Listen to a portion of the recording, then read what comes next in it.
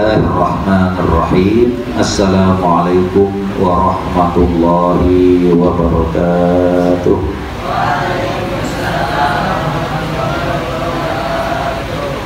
Alhamdulillahirabbil alamin. Wassalatu wassalamu ala sayyidil mursalin Sayyidina wa maulana Muhammadin wa ala alihi wa sahbihi ajma'in, amma ba'd. Puja, puji dan syukur kita panjatkan kehadirat Allah Subhanahu wa ta'ala atas berbagai macam kenikmatan yang diberikan kepada kita, sehingga alhamdulillah sampai saat dan detik ini berbagai macam aktivitas kehidupan kita sehari-hari masih dapat kita jalani dengan sebaik-baiknya, termasuk di dalamnya adalah rukuk dan sujud kita, termasuk di dalamnya adalah berbagai macam jenis ibadah kita, dan termasuk di dalamnya adalah berbagai macam perbuatan baik kita. Kita tadahkan tangan kepada Allah Subhanahu wa ta'ala seraya kita berharap, memohon dan meminta mudah-mudahan seluruh ibadah yang telah kita lakukan, pekerjaan baik yang telah kita kerjakan, kesemuanya diterima oleh Allah Subhanahu wa ta'ala. Salawat dan salam kita sampaikan, kita hadiahkan kepada junjungan kita Nabi besar Muhammad sallallahu alaihi wasallam. Bahasan kita pada kesempatan ini adalah tentang orang-orang yang doanya ditolak oleh Allah Subhanahu wa ta'ala, tentang orang-orang yang permohonannya tidak diijabah oleh Allah Subhanahu wa ta'ala. Ada satu keterangan yang datang dari Al-Imam Abu Lais As-Samarqandi radhiyallahu ta'ala anhu. Kata beliau, "Thalathatun la tustajabu da'watuhum." Ada 3 kelompok manusia yang doanya, munajatnya, permohonannya semuanya tidak diijabah oleh Allah Subhanahu wa ta'ala. Nah, pertanyaannya, siapakah mereka yang ketika mereka ini menadahkan tangan, ketika mereka ini munajat, ketika mereka ini istighosah, ketika mereka ini berdoa kepada Allah, tapi seluruh munajatnya, seluruh istighosahnya, seluruh permohonan dan doanya semuanya tidak ada satupun yang diijabah oleh Allah Subhanahu wa ta'ala.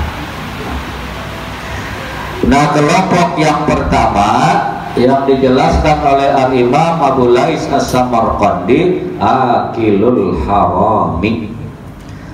Orang yang ditolak doanya, orang-orang yang tidak diijabah permohonannya, permintaannya, istighosahnya adalah akilul haram.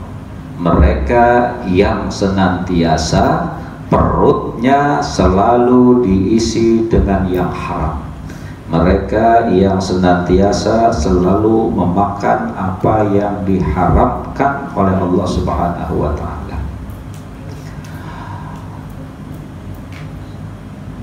Sehusuk apapun kita, ibadah kita baik dengan berbagai macam jenis ibadah kita, bahkan sampai mungkin jidat kita ini sampai hitam saking banyaknya sujud kita kepada Allah, tapi di sisi lain akilul haram, kita masih memakan apa yang diharamkan oleh Allah, maka seluruh permohonan dan doanya ditolak oleh Allah.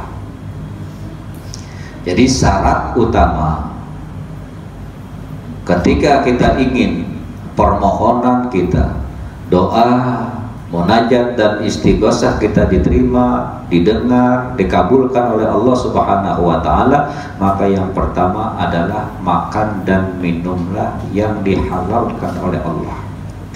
Nah, mereka yang senantiasa perutnya diisi dengan apa yang diharamkan oleh Allah Subhanahu wa Ta'ala, berbusa mulut mereka, menangis mereka, menadahkan tangan kepada Allah, minta dengan berbagai macam kebaikan, tapi di sisi lain mereka tetap memakan, meminum apa yang diharamkan oleh Allah, maka pastikan doanya la yustajabu, doanya tidak akan dikabul oleh Allah Subhanahu wa Ta'ala. Itu yang pertama. Kemudian yang kedua, miqdarul ghibah. Orang-orang yang doanya ditolak oleh Allah, orang-orang yang permohonan munajat dan istighosahnya tidak diijabah, tidak dikabul oleh Allah Subhanahu wa Ta'ala, adalah mereka yang senantiasa miksarul ghibah, mereka yang selalu menyebarluaskan ghibah. Kita manusia sudah pasti ada kekurangan kita. Kita manusia udah pasti ada keaiban kita. Kita bukan malaikat, kita bukan nabi, kita juga bukan para wali.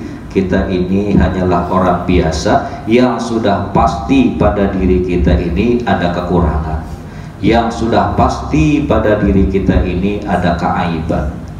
Nah, ketika ada manusia yang hobinya, yang kesenangannya miksarul ghibah, menyebarluaskan kejelekan-kejelekan orang lain, maka orang yang seperti inilah yang doa dan permohonannya ditolak oleh Allah Subhanahu wa Ta'ala.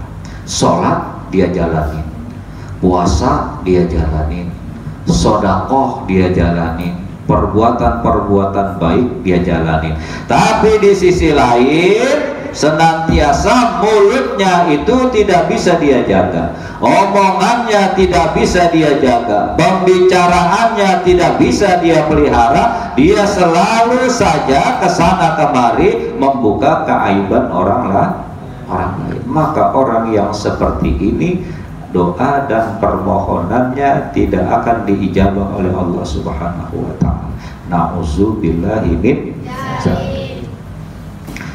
Nah, jika dibanding-banding antara orang laki dengan orang wanita, antara laki-laki dengan perempuan, maka yang paling sering melakukan ghibah itu adalah kebanyakan orang perempuan. Nah, kenapa orang perempuan lebih banyak lebih suka ghibah dibandingkan orang laki-laki? Nah, biasanya kalau sudah ada 2 atau 3 perempuan yang kumpul, awalnya mereka bercerita yang indah-indah, tapi karena saking lamanya obrolan mereka, saking lamanya perbincangan mereka, yang awalnya baik nanti akan berubah menjadi hal yang tidak baik. Akhirnya dia menceritakan kejelekan si A, dia menceritakan keaiban si B, dia menceritakan kekurangannya si C, segala macam ghibah ia lakukan. Nah, orang-orang yang pada saat hidupnya dia pandai ghibah, dia pandai membelek-jelekan orang lain, dia pandai membuka keaiban orang lain, sehusuk apapun, serajin apapun orang ini ibadah, tetap saja doanya ditolak oleh Allah Subhanahu wa Ta'ala. Na'udzubillahi min dzalik. Untuk itulah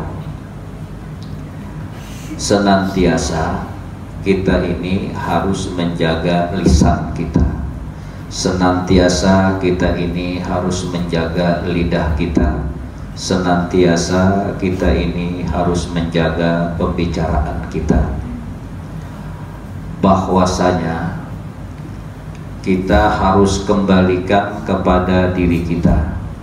Ketika ada orang lain menceritakan kekurangan diri kita, ketika ada orang lain menceritakan keaiban diri kita, bagaimana perasaan kita? Begitu pula ketika ada diri kita ini menceritakan keaiban dan kekurangan orang lain. Nah, mereka yang miksarul ghibah, mereka yang senantiasa menyebarluaskan keaiban, kekurangan orang lain, maka apapun jenis ibadah yang mereka lakukan, maka tadahan tangannya kepada Allah, doa, munajat, istighosah dan harapan serta permintaannya kepada Allah, semuanya mardudah, semuanya ditolak oleh Allah Subhanahu wa ta'ala. Dan itu bagian yang kedua dari orang-orang yang doanya ditolak oleh Allah Subhanahu wa ta'ala. Kemudian yang ketiga, orang-orang yang ditolak doa, istighosah dan permohonannya kepada Allah Subhanahu wa ta'ala, menurut pendapat Al-Imam Abu Lais As-Samarqandi, adalah man kana fi qalbihi hasadun lil muslimin. Orang yang ditolak doanya adalah orang yang di dalam hatinya ada sifat dengki kepada orang-orang muslim. Jika ada seseorang, dia mengaku dirinya Islam, dia mengaku dirinya beriman, dia mengaku dirinya beribadah, tapi di dalam hatinya ada sifat dengki kepada saudaranya yang muslim, maka tadahan tangannya, permohonannya, permintaannya, doanya kepada Allah semuanya ditolak. Makanya kita tidak heran ketika ada orang mengadakan istighosah, sebegitu banyaknya ribuan manusia memohon, meminta, berdoa, munajat, istighosah kepada Allah, meminta.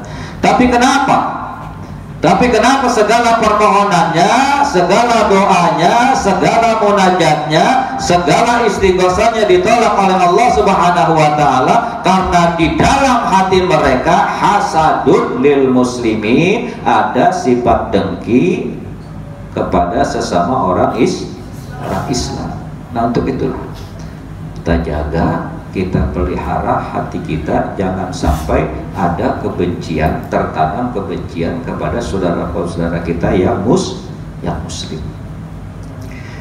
Nah, intisari dari pengajian kita pada saat ini, agar doa kita diterima oleh Allah Subhanahu wa ta'ala, agar permohonan kita, agar munajat kita didengar dan diijabah oleh Allah Subhanahu wa ta'ala. Yang pertama, makanlah, masukkan ke dalam perut kita apa yang dihalalkan oleh Allah. Yang kedua, jauhkan lisan kita, jauhkan pembicaraan kita, jauhkan mulut kita ini dari menceritakan kekurangan dan keaiban orang lain. Dan yang ketiga, agar doa kita ini diijabah oleh Allah Subhanahu wa ta'ala, maka sucikanlah, bersihkanlah hati kita dari dengki kita kepada orang lain. Nah, kalau tiga ini bisa kita amalkan, maka insya Allah munajat dan doa kita semuanya dikabul oleh Allah Subhanahu wa ta'ala. Wassalamualaikum warahmatullahi wabarakatuh.